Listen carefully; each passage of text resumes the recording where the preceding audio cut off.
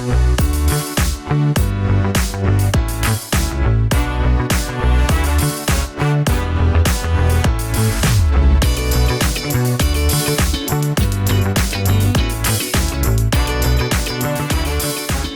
to the Hoof and Fang podcast. I'm Kirt. I'm Maz. And I shaved. You did? For the first time in a long time. And you haven't said a goddamn thing. Well, I don't know if it's like every time I notice when Alex shaves, he gets like weird and self-conscious about it. So I never say anything because I don't know if that's like a thing I'm not supposed to acknowledge for people. So I just didn't bring it up.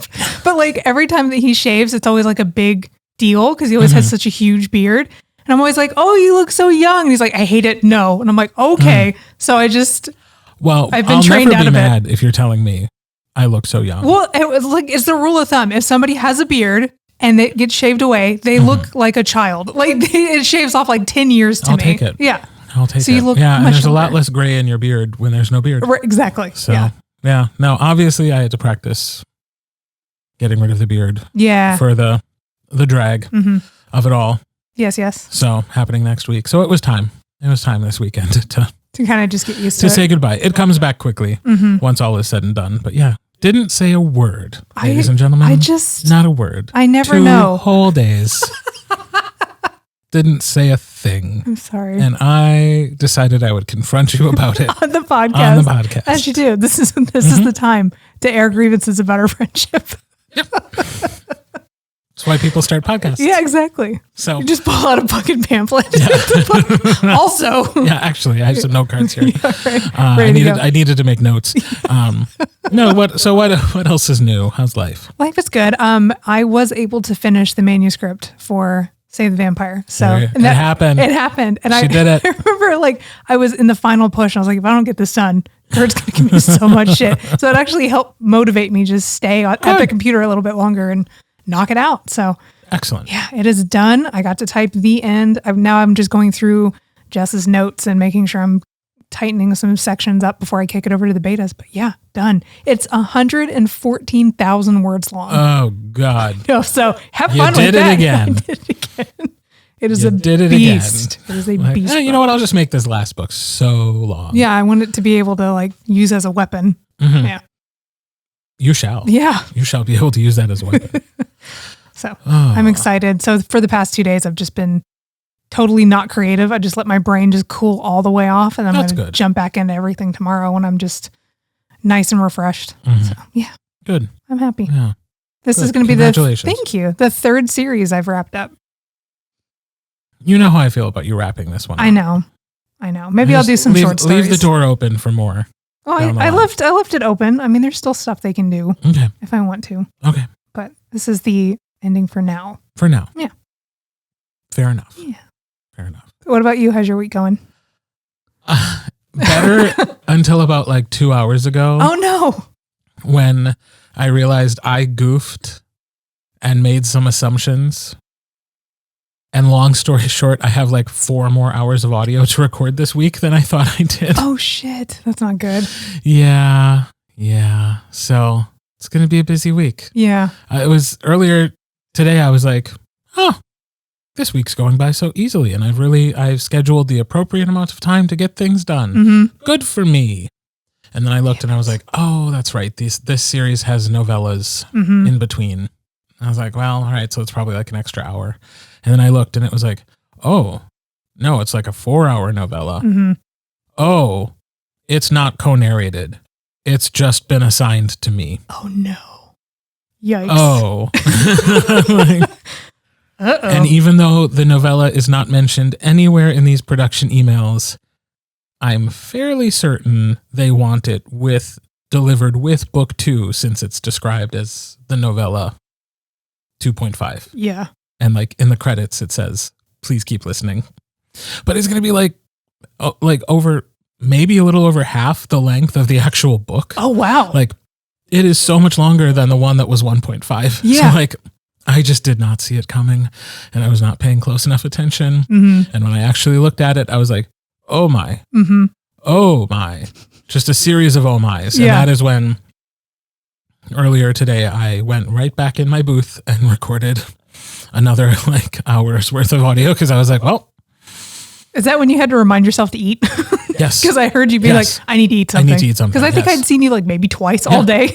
Yeah, because I was being so productive and so good, and I was going to be done by like 12:30, and then I made that discovery, and I was like, oh no, I will be just trapped in my booth for the whole entirety of the week. So, oof, that sucks. Yeah.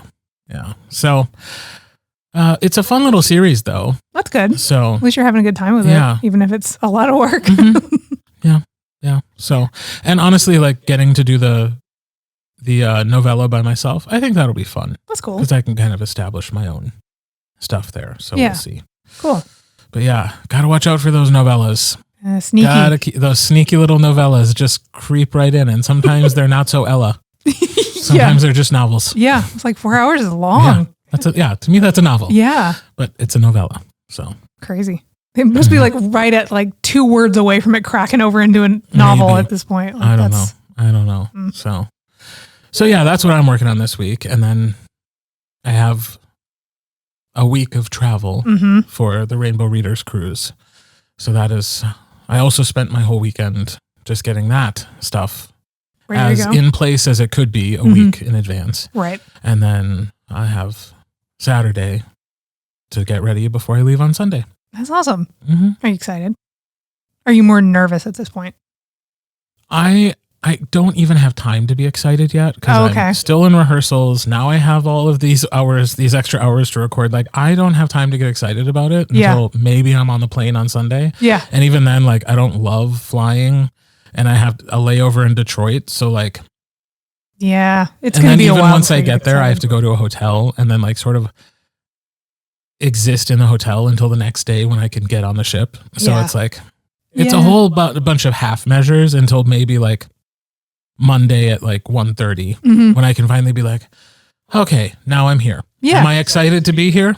We'll find out. Yeah, for sure. Okay. Well, so that's fair. If you listen to this podcast and you're going to be on the Rainbow Readers Cruise, please do come and say hello. Send me a message through social media so we can connect. Awesome. Because otherwise I might just hide out in my room for all the times that I am not expected to be somewhere at a certain time. It's kind of good that you cast that out now because I'm the same way. Like I try to make myself, when I go to conventions, like force myself out to go mingle. But usually I'm so tired that I'm just kind of under the blankets, like in the hotel, being like, if someone summons me. Well, and to be clear, I will also be doing plenty of that. Oh, because for sure, I need part of this to be at least a little vacation-y. Yeah. In the midst of so many other things going on. Otherwise, what's the point? Right. Yeah. So yeah, I shall not be available to you at all times. Yeah. But if you would like to send a message to hang out, I do so early in the week, and then I can figure out hangout times. Yeah. And introvert times. Yeah. And also like getting ready for drag, which I think I complained last week doesn't happen until the last night. Yeah. At very late. God. So like I have to have that all ready and like on my mind right up. Have you tried to like clock yourself on how fast you can get into costume? Like no. I'm just giving myself plenty of time. That's fair. Like I'm going to go to early dinner on Thursday night, eat quickly, and just go get ready and give myself like hours. There you go. I would rather have more than enough time, more than I need, and be a little bored. Yeah. Than the alternative. So that's fair. Yeah. What fun. So that's what's going on in our lives, going on in the Patreon.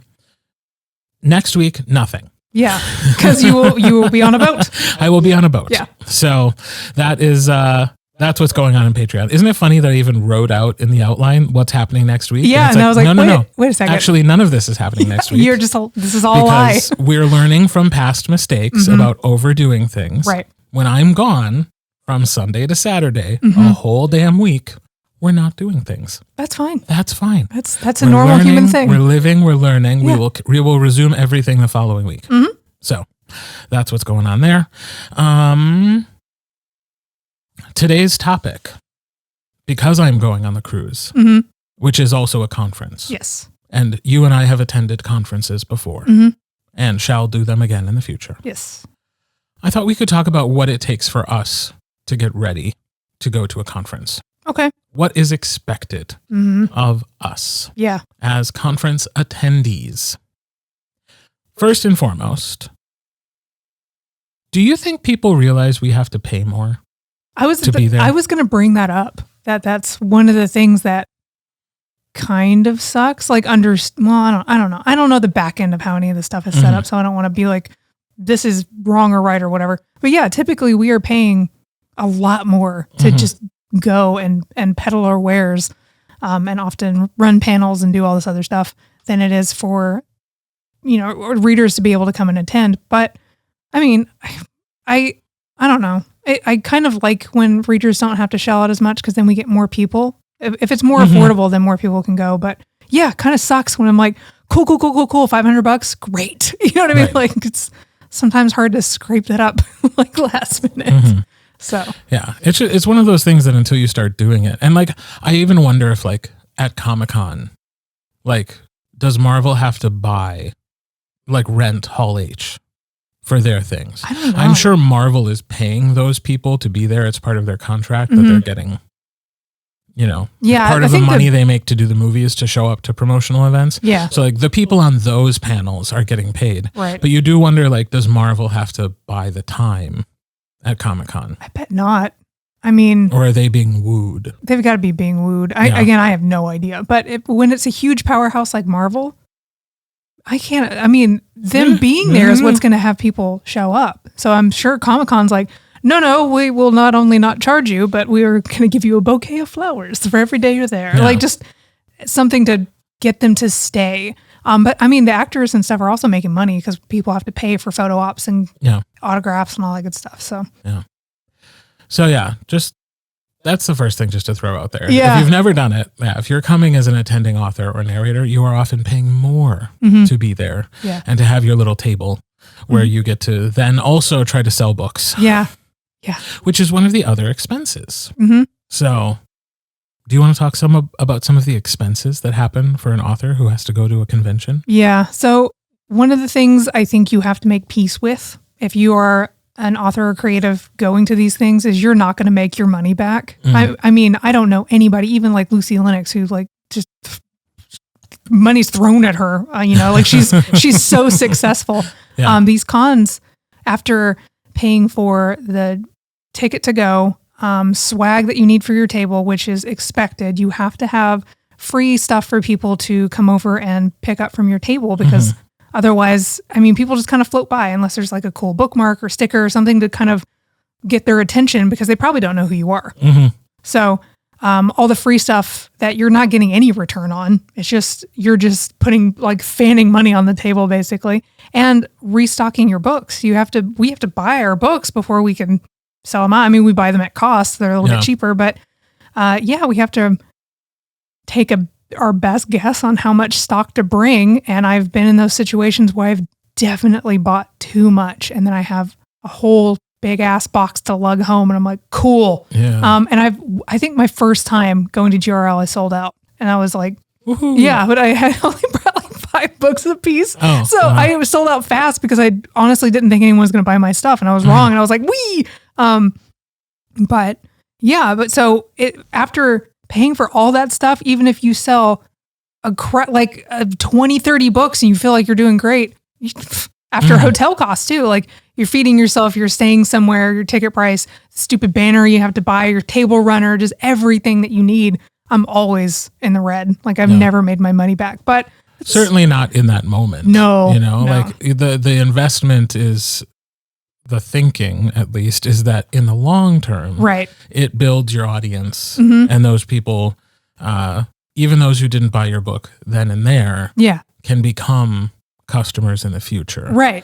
Yeah. And the buzz of you being there will help sell books. Right. And I mean, most of the time you get your readers who know who you are, and they pre-order the books and they're excited to meet you. And that's so cool. But when you get a cold sale, when somebody just walks over and they're like, Dinosaur Shifters, tell me about it. And you pitch it to them and their eyes light up and then they buy like 3 books. That's so cool. Because they probably would have never found you if they're just surfing on Kindle, because algorithms suck. Right. So those chance encounters of finding new readers, and like I've had readers who found me at Meet Me in Milwaukee who show up at a random other convention I'm at, and they're like, oh, hey, I met you at this place and I got all of my friends into it, and now they're there to buy books. And so it does pay off. Like you get that effect, but the upfront cost of just going is always a kind of kick in the gut. So Yeah, and obviously narrators don't have to worry about bringing physical books. And I don't know how they all do it now. I think one, it's different for those of us who are in romance because we do actually go to more conventions. Right. I think I talked about this a couple weeks ago when I went to the YA Midwest conference when some of my narrator friends were like, how do we even do this? Right. Like, we're featured at a conference? So weird. And it's like, you guys don't do this? It's like, okay, it's a romance thing. Yeah. But like, I know the first GRLs I went to, I had a banner for my table.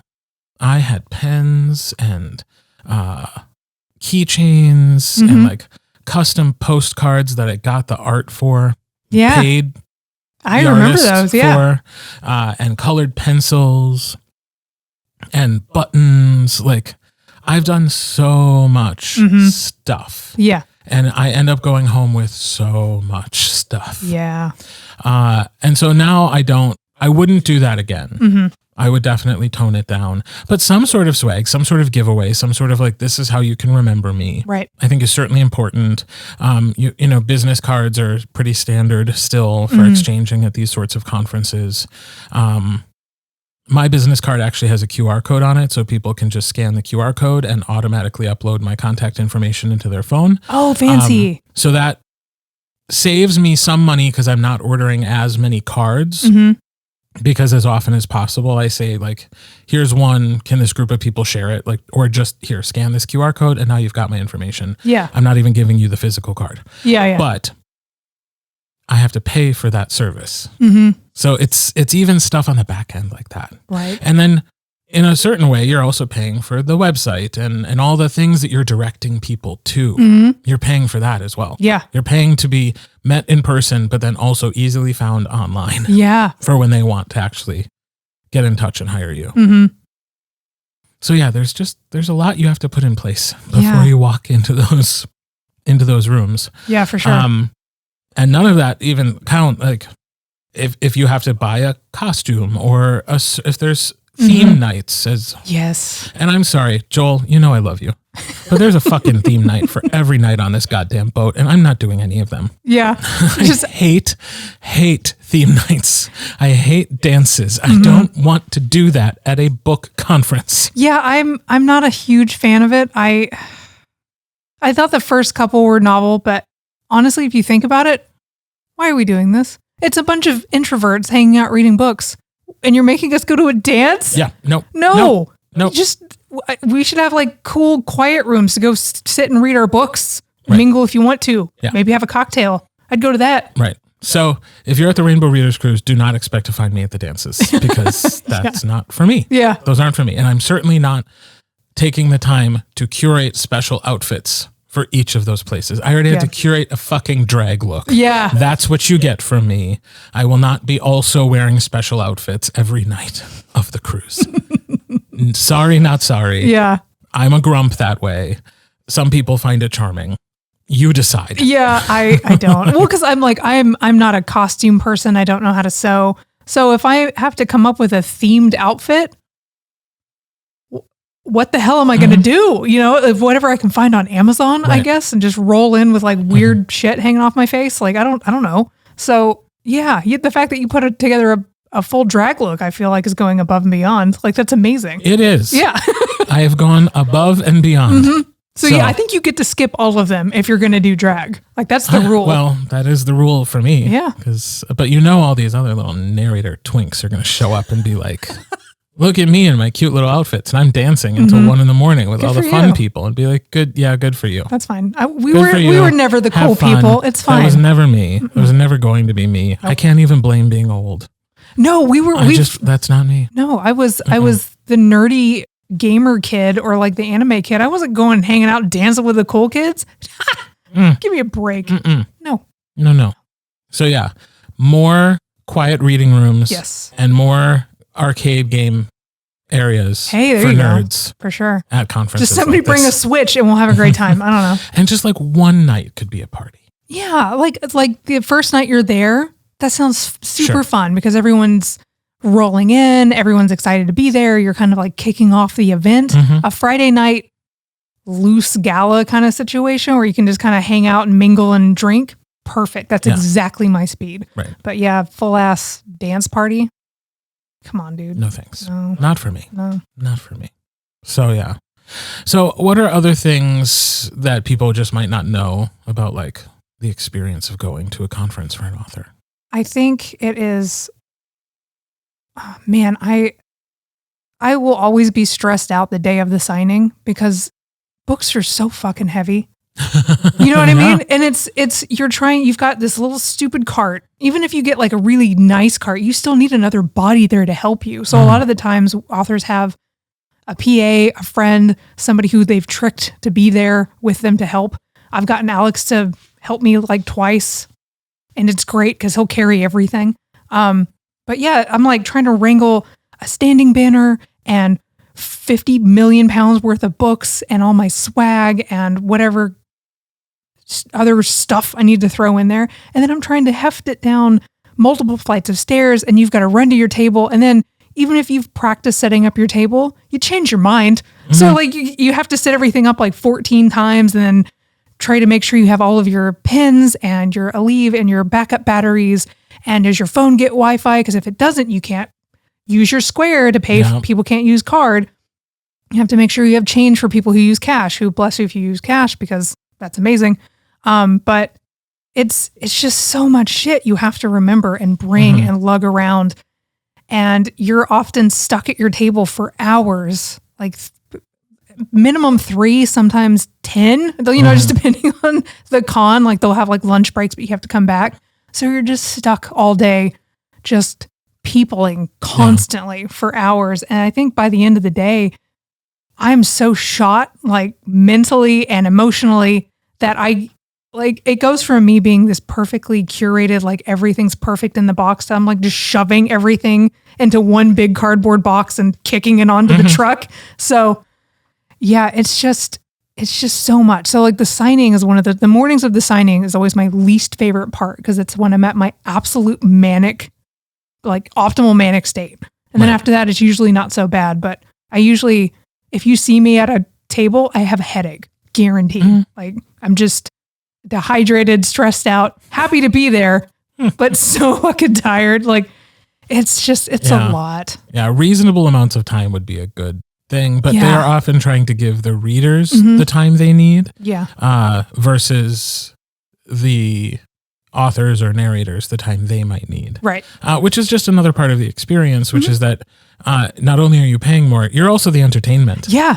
You're why everyone's there. So you're paying extra for the privilege of getting asses in seats or like attendance and stuff. And then, depending on how ambitious you are, you may or may not be involved in multiple panels. Me and you were super guilty about doing that stuff. So you've got like a huge event with a ton of people you've got to talk to. Then hopefully you get a chance to mingle with your peers and like meet narrators and other authors and make business connections while not being frazzled and tired as hell. And then you have to go talk about crap at a panel that you signed up for that you forgot about. You know what I mean? Like, so. Or I know, give yourself some credit. Yeah. That you spent weeks planning. Oh yeah, for sure. But then I'm like, oh my God, it's 3:00. I need to get to like down the hall to ballroom, whatever, and try to remember what the hell I'm supposed to be talking about. So. Yeah, I will give credit for this Rainbow Readers Cruise. They did a really nice job, I think, of helping to coordinate the panels and like organize them. Oh, that's cool.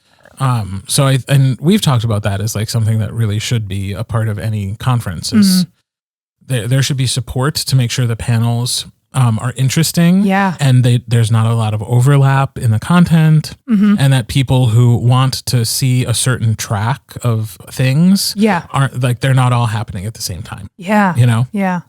So that is really cool that they're doing that because I've definitely run into those situations as an attending person wanting to see two things conflicting. And as somebody who's been accidentally in charge of panels, which I have no business doing, being like, I don't know, let's try fucking Mad Libs, like just trying to like make something work. Right. So yeah, it's a lot. Those weekends feel like years, like a marathon of just activity. Right. Yeah. They can. So we'll see how this goes. I'll report back.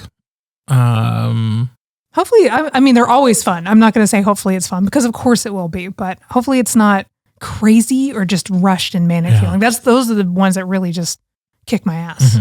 I don't think it will be that, only because it seems like things are spaced out pretty reasonably well. My issues are going to be the duration of the days. Yeah. Just that they're long days, because there's usually like excursions in the morning, conference stuff in the afternoon, and then like party stuff at night. And it's like, that's a lot. It's a lot of stuff going on every day. Yeah. So I won't be doing all of them every day. But also it's the fact that we are on a boat, and like the boat will have so many more people than just the people who are at our conference. Yeah, true. So there's just tons of folks on a boat. And Celebrity is a very gay-friendly cruise line. I do not suspect that we will be, discriminated against or in any danger or anything like that, which can happen anywhere. Oh, yeah. You never know who might also be having a conference in the same hotel. Yeah. They don't care when they're scheduling it. Right. If they put the gay people right next to the anti-gay people, as long as everybody pays for their conference rooms, the hotel is happy. So that I'm not worried about. It's just that there's going to be so many people. And like, how many times are you going to have to explain why you're here and what you're doing? All of that interaction with humans exhausts me. Yeah. Yeah. Hopefully people, since they're on vacation, maybe they just won't care.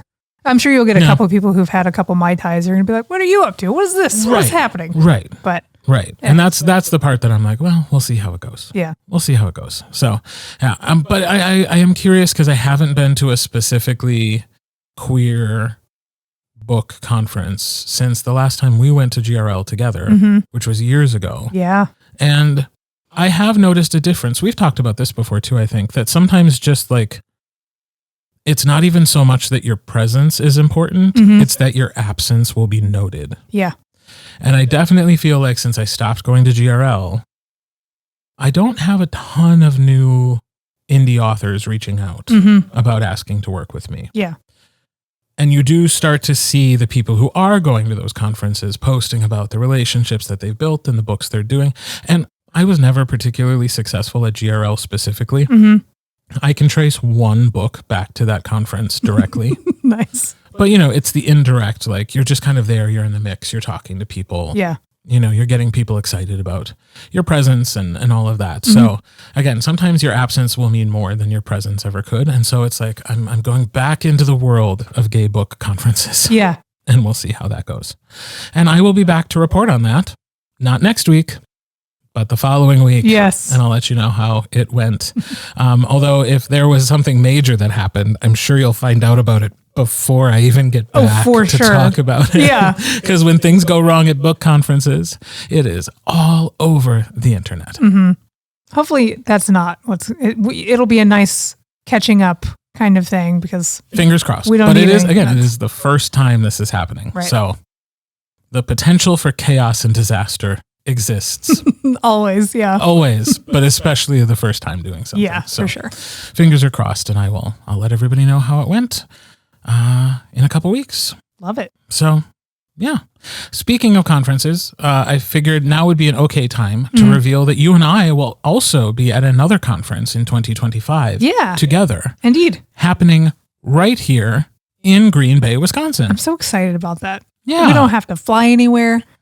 I can bring so much more crap because it's just whatever's in the back of my car. Yep. Because I just have to zip up the road. Love it. Going to be so great. Don't have to pay for hotels. Nope. First time this is ever happening. Yeah, same. There's a book conference happening in our hometown, and it is called Pack in the Readers because of the Packers. Because of the football. And all the branding is green and gold because of the football. Yep. Not for us, but we'll probably be the only queer people there. I mean, probably. We'll be in our little queer books corner. Yeah. Amid who knows what other people will be there. I think it is a lot of romance based on what I've seen so far. But anyways, it's called Pack in the Readers. It's happening in 2025. Tickets are about to go on sale. So go follow Pack in the Readers on the social medias. I know for sure they're on Instagram and TikTok, probably on Twitter as well. Yeah. And give them a follow so you can be notified when those tickets go on sale. And if you are in the area or willing to travel to little old Green Bay, you can come hang out with us. Yeah. And Yeah, and we'll be well rested and not cranky from traveling. Exactly. I'll just be freshly coming from cuddling my cat, so I'm going to be in a great mood. Yeah. Yeah. Yeah. So do check out Pack in the Readers if that is something that interests you. And maybe we'll see you there next year. Yeah. It's summer, right? Yeah, I want to say it's like June. Oh, yeah, I think June sounds right. Wisconsin's a great place to be in the summer. Oh, it's so nice. Great place. Yeah, can attest. Yeah, back home or back in Texas, I think it's still in the triple digits, and I'm like, it's 75 this morning. Like, it's beautiful. It's so nice. So yeah. So, and just a reminder, no new content next week. Correct. And that includes Animorphs episodes. That includes Hoof and Fang audio episodes. There's just not time to do any of it. Right. And we're not trying to pack it all in before I go. Yeah, we're not going to do that anymore. Lesson learned. Yes. So we will be back the following week. Thank you for listening. As always, you can find us all over social media, and you can also check out our website, hoofandfangpodcast.com, where you can link to any of our social media, or our Patreon, where we have 2 different levels, where you can get all of the things that we're not releasing next week. Maybe don't join today. Yeah, maybe you'll miss a week. Wait one more week. There's stuff to bank. Like, there's a bunch of Animorph episodes they can catch up on. True. They can catch up on 2 minutes, not 3. No. 2 live on. Yep. Jesus. Yep. That's true. They can get caught up before we come back the week after. Indeed. Yes. So that is all there waiting for you if you want to join right now. And otherwise, we will be back in 2 weeks. Mm-hmm. Bye. Bye.